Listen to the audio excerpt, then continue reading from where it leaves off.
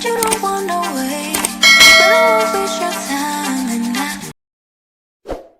Happy Saturday. So hi guys, if you're new here, my name is Stacey Nduta and I'm basically what you'd call an acne survivor, and what I do in this channel is share tips and hacks for you to achieve the version of skin that you would love to have.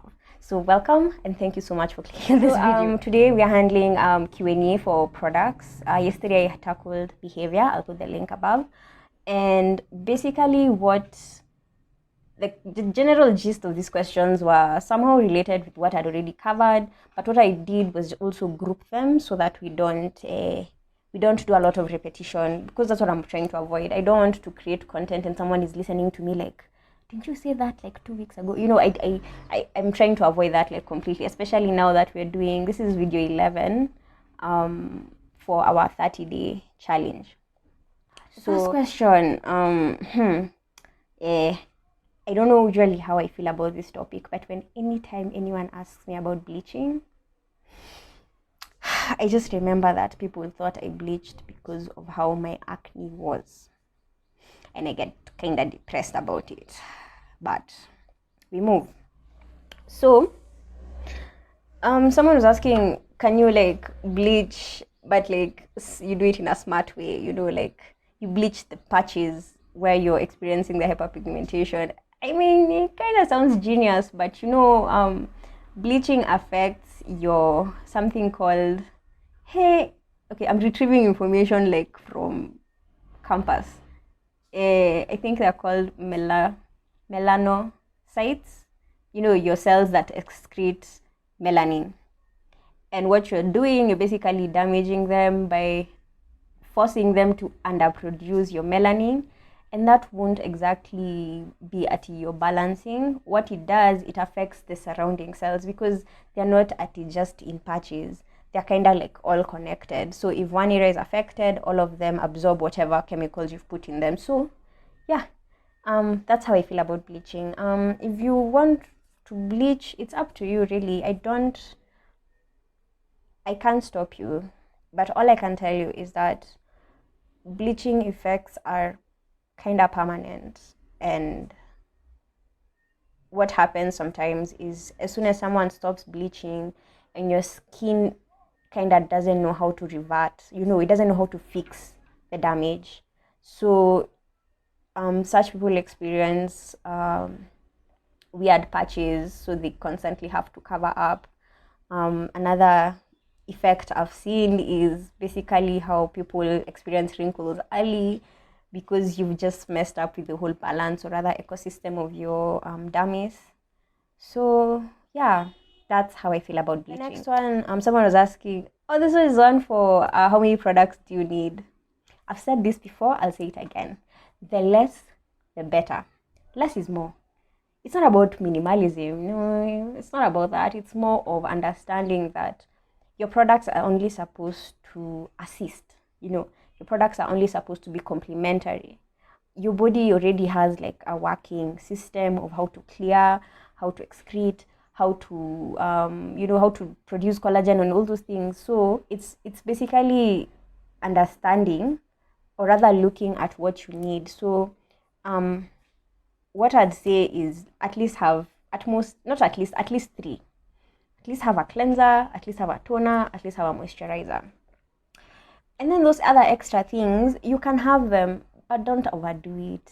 My God, I've seen some skin routines. You have a whole wall rack of products that go on your face. You know, it's because product layering is fun. You know, you put this and then you let it sit, and then you put this and you let it sit, and yeah, you end up having that skin routine that's like an hour long, but it's more of just making sure that I'm not limiting you. All I'm suggesting is that make sure all the products you're using have different uses. Don't make the mistake of having products that are like crossing each other, because now that's where the mistake happens, of where you see someone using a product, it's making them break out and they don't understand. Then they think it's probably stress or something else. This is going back to understanding or interpreting how your skin reacts to products. So yeah, that's how I'd put that for how many products to use. Um, supplements. So I think, yeah, I wanted to group this with diet. So I did mention before that sometimes when you break out on like, there are breakouts that actually mean you're eating trash or you're lacking specific nutrients. Either or, either or, because you're eating trash, it means because you're not eating specific foods that will give you the nutrients that you need. So yeah. So in terms of taking some supplements, there are a lot of people who take supplements even for like hair growth. Yeah, but what I think the only thing I'd say to this is just make sure first and foremost you do have a balanced diet. By balanced diet, I don't mean eat vegetables, eat vegetables 7 times a week or something like that. No, it's okay. Of course you should, but what I mean is that it should be balanced to the extent that you do have enough proteins, you do have enough fatty acids, you do have enough vitamins and all those things that create a balanced diet. Our nutritionist will tell us if I'm right or wrong, or if I'm preaching or whatever. So what I'd say to this specific one, only take supplements. I'd like, just don't do it because it's quote unquote cool, at your own. So and so said if you take this supplement, oh my god, no, just do it more from the extent of I'm currently, for ladies, if maybe your menstruation is heavy, you can actually be taking iron supplements at least that 1 week. Just make sure you're actually supporting your body so that your body is not reacting, because there's sometimes what happens, your face breaks out because it's trying to tell you there's not enough of something. So such a situation makes sense. It's more of you trying to make sure that there is some sort of balance with your body, that your body is in sync, that your hormones are balanced and all that. So that's what I'd say. Don't like it. I think life is about moderation. Life is about moderation. That's all I can say so far. So I was asking, I don't know if I'll be putting I've not figured out this QnA thing, but I think I'll be putting like photos or something. But yeah, so alcohol. Why am I so against alcohol? Let me tell you. Alcohol is fun, eh? Yeah, sure, you can drink once in a while and stuff, but the alcohol I'm against is the one you put on your face. Because, like I mentioned in a previous video, alcohol is very drying. And what your body does, your body, you remember this thing what told, okay, maybe I think I've just made so many science references here.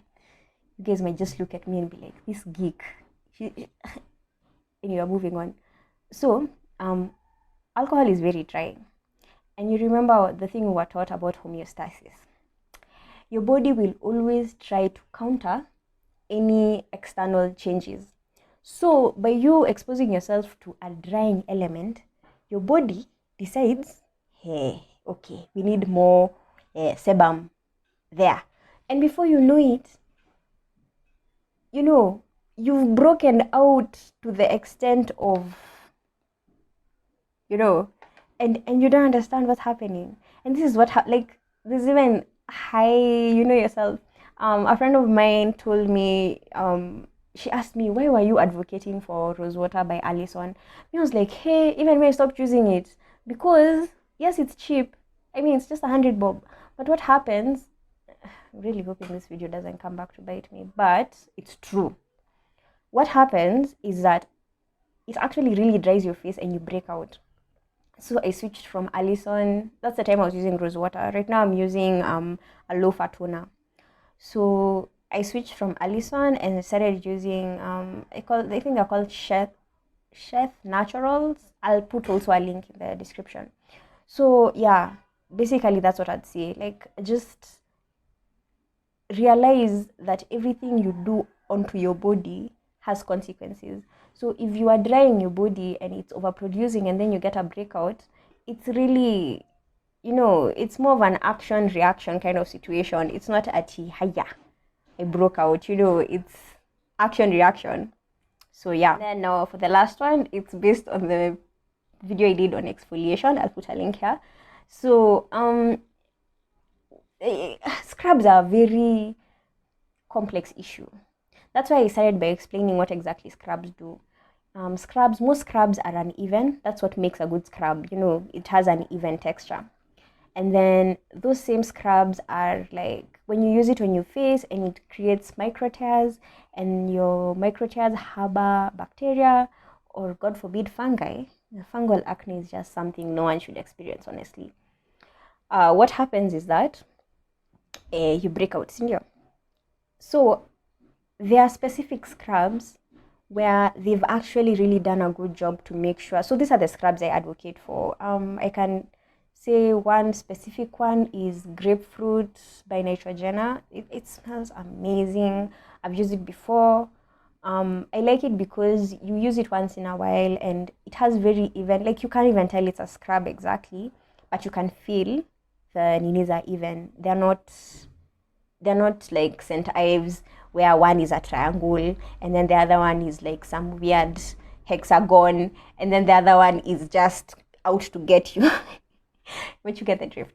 So yeah, that's the whole complexity of scrubs. It's just being able to figure out the uneven ones and don't use them, and then the ones that are at least even a bit, you can use them. So I hope that kind of sheds light. So I really grouped these questions because I didn't want to have, sometimes Q&A videos end up being so long and they're just repetition. So these were the main groups of your questions. For those who don't follow me already, you can find me on IG, or I'm actually going to start a group for Facebook probably at the end of this series, so that the people who are watching this from whichever country you're in, and you just need a safe space to be able to discuss with people what to use on your face, what you shouldn't use, tips, because I've not experienced every form of acne, like the one I forgot and mentioned in the previous video, like body and back acne. I haven't experienced that, but I know people who have, and I'm so sorry that I left that out. I think I'll just invite some of them to actually share how they manage to clear their own body and back acne. So aside from that, thank you so much for catching up with me during this Q&A session. I'm in awe that I'm actually, talking about this, because for such a long time it was a source of shame and I think I just hid behind it. So yeah, it feels good to be out here. So bye, take care.